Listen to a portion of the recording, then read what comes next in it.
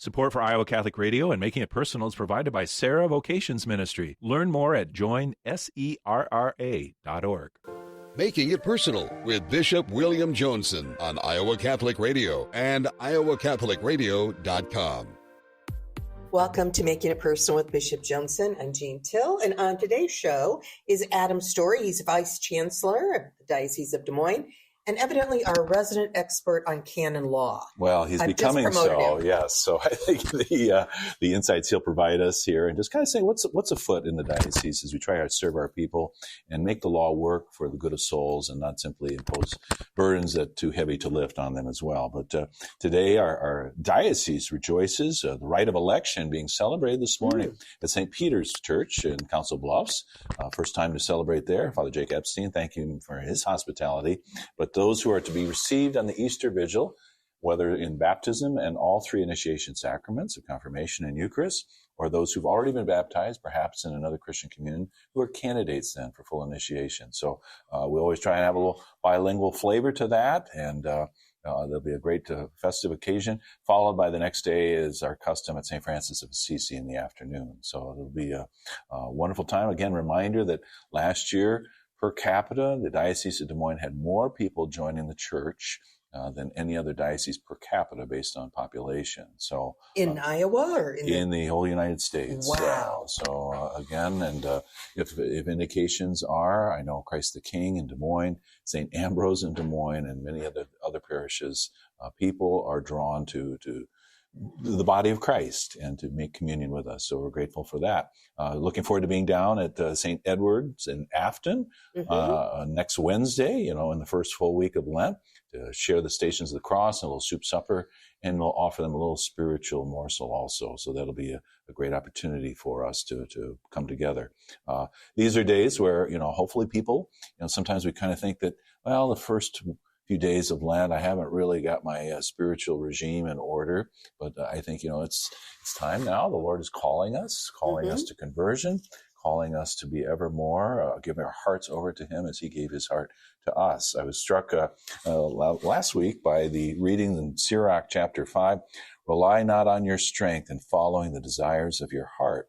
And so, implying that yes, we want to follow the deepest desires of our heart as God has made us, to want union with Him, to want friendship with Him and with others, and embracing the gospel. But we can't get there from here. Mm-hmm. And so as St. Thomas Aquinas reflects that, he may by human nature made it impossible for us to realize beatitude in heaven, but what He makes possible by ourselves is possible through friendship and ultimately a Savior who doesn't want to call us slaves, but call us friends. And so I think in Lent, one of the things we want to do is not, just kind of knuckle down and make this an arduous thing where we grit our teeth. We're supposed to kind of wash our faces and comb our hair, but to gracefully let our heart loose. How have maybe we not nourished the devotional life that we have? How have we not just unleashed our love for Jesus? How maybe might in praise and song, beauty and poetry, how might even some of the things that we do as part of our hobbies or avocations be ever more now spiritual exercises where we're truly present to Him and mindful of Him. Gardening, as we now maybe begin to approach the thawing of the soil, and I know the farmers are anxious to get out there and doing that. Things like Father Tim Fitzgerald and his beekeeping endeavors, these are all ways in which we, I think commune and align and the synchrony of nature in our own spiritual lives too. But even if we gracefully let our heart loose in holy ways that deepen the spirit gift of piety and affection for Jesus, we also know we have to guard our hearts, because there are so many things that can get us entangled, ensnared, enslaved, things that, whether it's social media or other things that kind of make our acquisitiveness, I think that many will be going on spring break here in a week or two, to savor and enjoy that, but not to get kind of caught into kind of a spirit of intemperance and indulgence as we do so. So to kind of hand ourselves over and prostrating ourselves before Him, relying not on our own strength and following the desires of our heart. With that, we're going to take a quick break, and when we return, we'll be visiting with Adam Storey, the Vice Chancellor at the Diocese of Des Moines, talking about canon law. What is that? You're listening to Making It Personal with Bishop Johnson on the Iowa Catholic Radio Network and the Spirit Catholic Radio Network.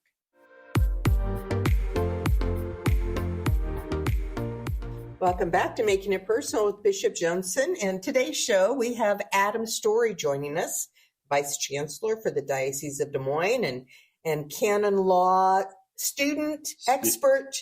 Are you ever done?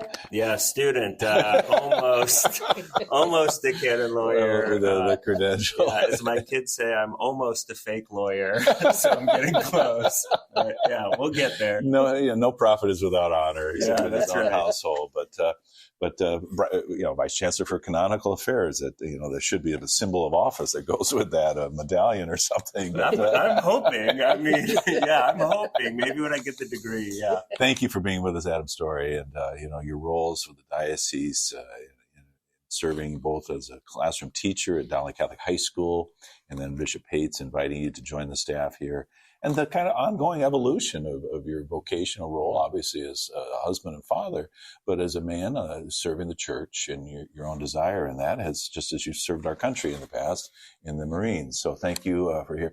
Can you? Did some people tease you that prior your role as Director of Marriage and Family Life, and now in the tribunal for the Diocese of Des Moines, you've gone from the front end to the back end of relationships? Yeah, I've heard those comparisons, and but I think truly, like fundamentally, both roles are at the service of marriage, and I do think that the canonical affairs is a lot broader than that. It's not just issues of the tribunal.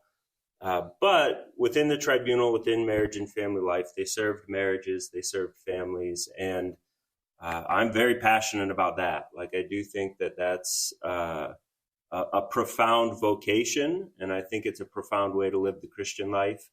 And so in our diocese, if I can serve that in any capacity, I think that's exciting to me. And we are grateful to you for your openness to that. So I know in my early years as bishop, and the pandemic beset us, you were a very pivotal teammate in that, and helping us kind of negotiate that and figure out where we were, and trying to avail ourselves of the sacrament of the Eucharist, but also respect the kind of epidemiology and everything else that was flying at us in that way. And I just saw your ability to be precise, to be pastoral, and to be purposeful in all that you're about, and to bring a great intellectual kind of knack to all of this. And so this was kind of co-discernment, wasn't it, in terms of the possibility of canon law studies? Yeah, absolutely. I mean, when I beginning this process to study it first came from a conversation where you proposed it, I think kind of joking about, this wouldn't be something you'd be interested in, but it had been an interest on my heart actually for years prior to that. And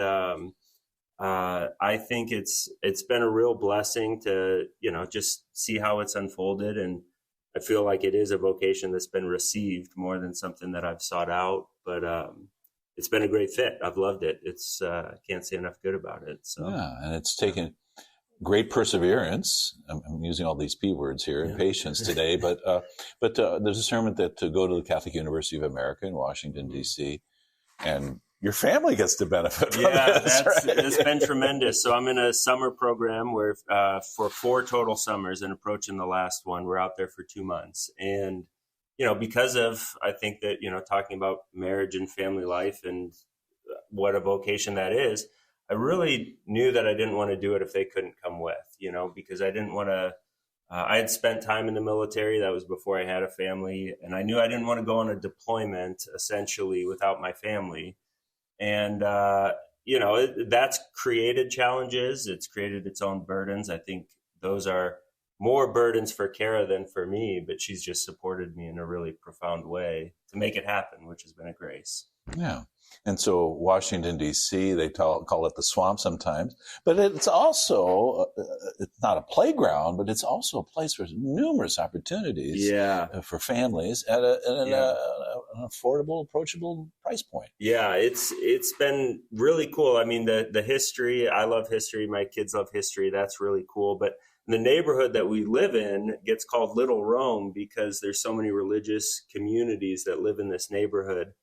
And so just being exposed to so much Catholic culture in the neighborhood that we're in for my whole family has been just really tremendous. And I think a lot of the canon law faculty is a little, wondrous when they see my children running around at canon law events. It's a bunch of priests, me, and then a bunch of kids running around. That's good for them. I know, it is good for them. Maybe it affirms their vocation. Who knows? That's right. I think it does a little bit of that. But Kara and I have both said, hey, this is good. This is good. So it's been a lot of fun. Yeah. So, that and the museums and everything that's present, and the Shrine of the Immaculate Conception is a place, kind of a jewel of the American Catholic Church.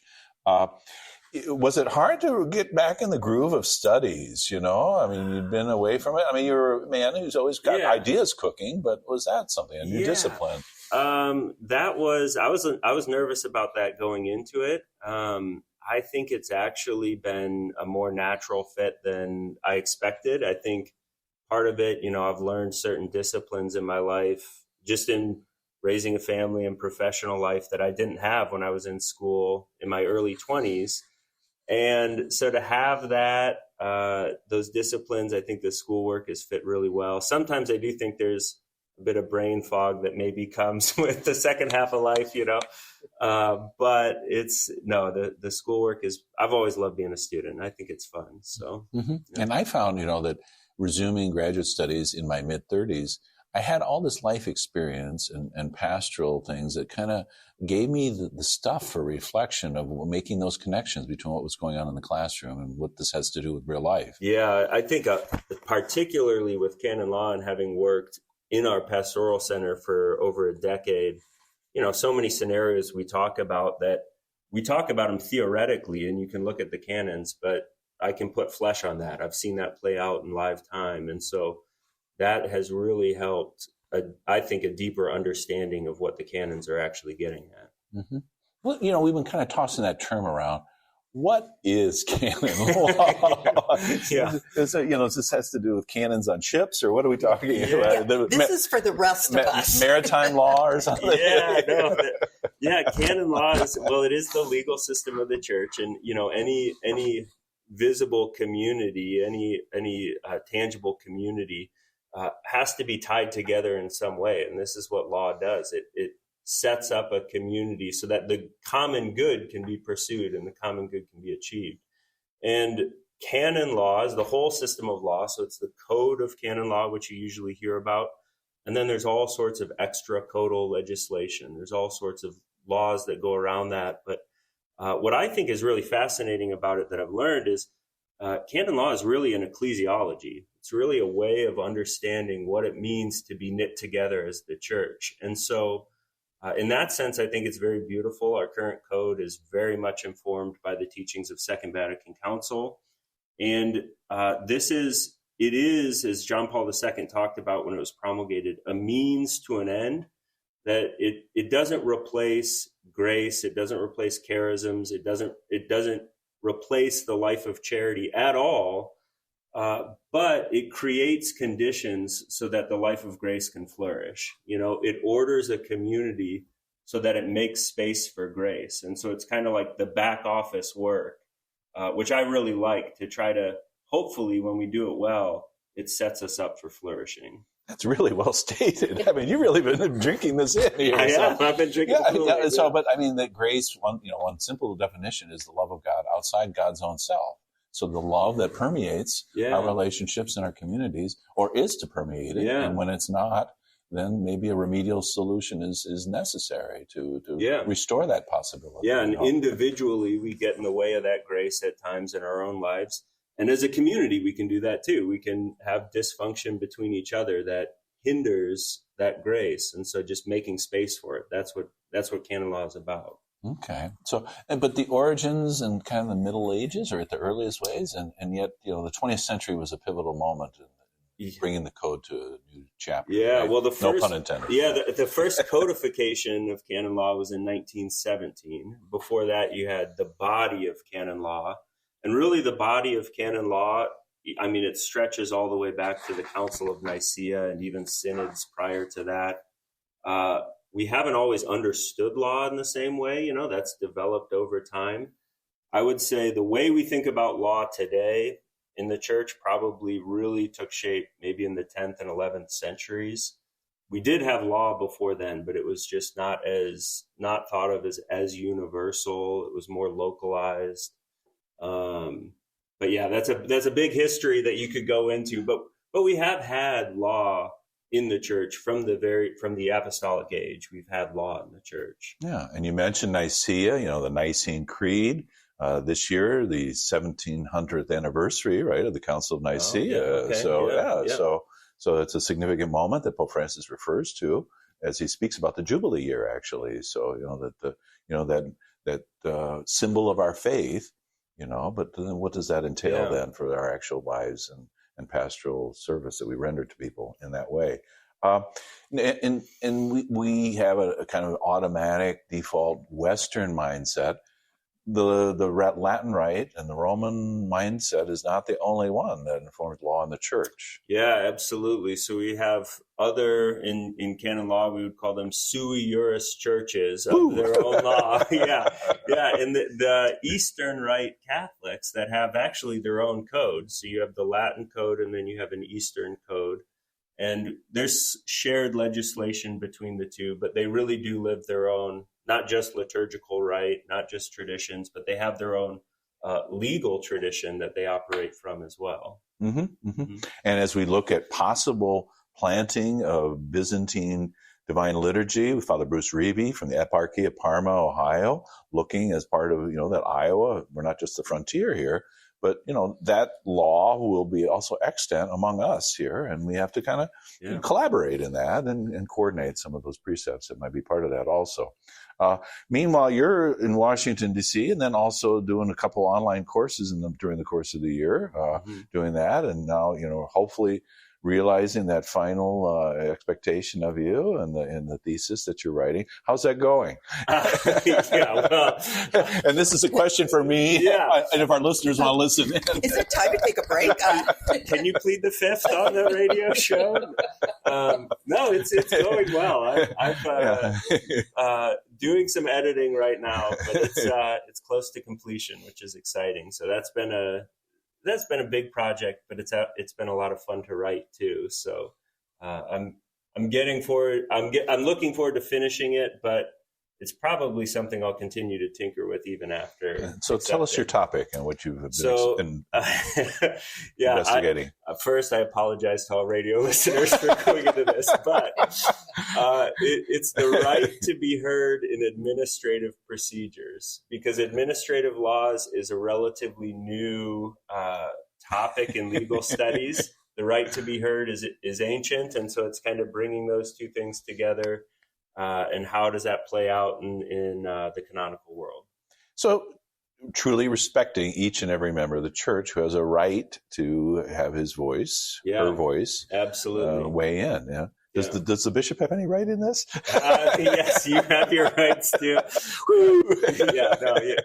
There are rights all around for sure. Yeah. But your job probably now and your role would be to make sure those are circumscribed and that I've got guardrails on me, right? One of my professors says, a major part of the canonist is knowing when to tell the bishop, you can't do that. So that's part of my job. What have we created here? We can edit that part out of the radio. So I'm inspired to know that this is coming to completion. We don't want you having the initials for the degree plus candidate after it. That's right. Yeah. You'll actually finish here as well. Meanwhile, across the pond up until this past year, Father Alex Kramer was also studying canon law. How have you two developed a rapport in all of this? Oh man, well, Father Kramer is a whiz at these things. And so it's been such a blessing to get to work with him because, with any topic and all the different things that come up in the life of a diocese, you might develop an opinion and have ideas about how we should handle it. But being able to go to him and being able to say, hey, this is what I see. What do you see? The fact that we are trained in different schools, I think, really helps because we have different places of emphasis. For him, the Pontifical Gregorian University. Yeah, absolutely. So he has insights that I don't have, and I have perspectives that he doesn't have. But it has been so exciting to get to work in this field with him, just to draw from him, to learn from him. he's given me some encouragement as I get ready for my comps at the end of this summer. So, it's been a delight, truly. Yeah, and here he is a parish priest, but also serving in this way, and so modest and humble. This former Eagle Scout who helps out at Catholic Youth Camp and everything else. But there is a critical mind there. Do you ever get in a kind of a adversarial repartee or anything? Well, I love looking for the places where we disagree, because I think those are the most interesting places. It's not fun when I give him something and he says, yep, that's what I see too. So I try to find those places of discord, because there are lots of open questions in canon law, and it's fun to think about those, to try to unpack those and to reflect on those. So I look for them. When we find places of disagreement, I'm excited. Okay. But we're going to hold it right there for a moment. And when we come back, we'll continue visiting with Adam Storey, Vice Chancellor of the Diocese of Des Moines on canon law. You're listening to Making It Personal with Bishop Joensen on the Iowa Catholic Radio Network and the Spirit Catholic Radio Network.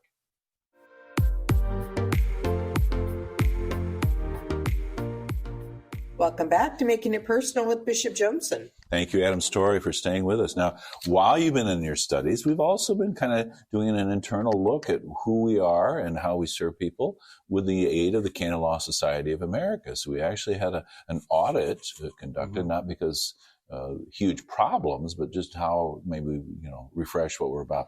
Can you tell us about that process and what are some of the impact of it? Yeah, absolutely. So the audit was specifically related to our tribunal, and the tribunal is really, in a sense, it's the judicial branch of a diocese. It deals with judicial matters of all kind, but most commonly what we think of is petitions for declaration of marriage nullity. So any of those are what we usually call annulments. That goes through the tribunal office, and every diocese has a tribunal. They operate in very similar ways.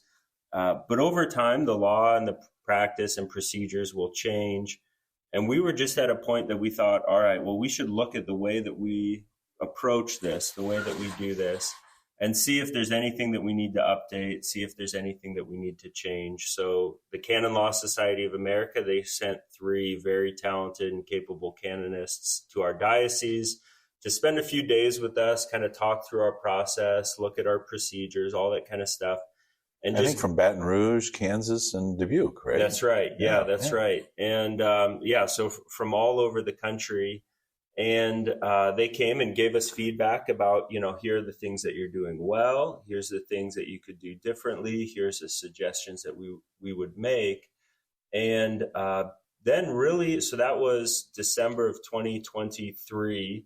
And then really this past summer is where we started trying to implement those things and trying to put those pieces in place. And I think our goal in this process, people petitioning for a declaration of nullity, they probably wouldn't notice great changes, or you don't know what you don't know. So, it's a new approach for them. But what we're really trying to do, I think, is have more human encounters with those individuals to really be better equipped to answer their questions, to interact with them, to assist them along in the process, to gather perhaps more targeted information in the way that we approach it, and then just to provide, I think, greater information and even catechetical resources to the public to say, this is what petitioning for a declaration of nullity means, and this is what it doesn't mean. This is what an annulment is, and this is what it's not.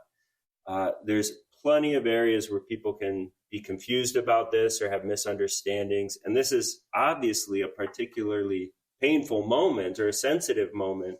Thanks for acknowledging that, because it is. It is. And so we want to step into that with, I think, great reverence for the person, great sensitivity, and to help, debunk any myths that we can and assist them in that process. That's our goal. Mm-hmm. Mm-hmm. So, one of the myths is, those who have connections, those who pay more money, they get better service, or they get the desired outcome.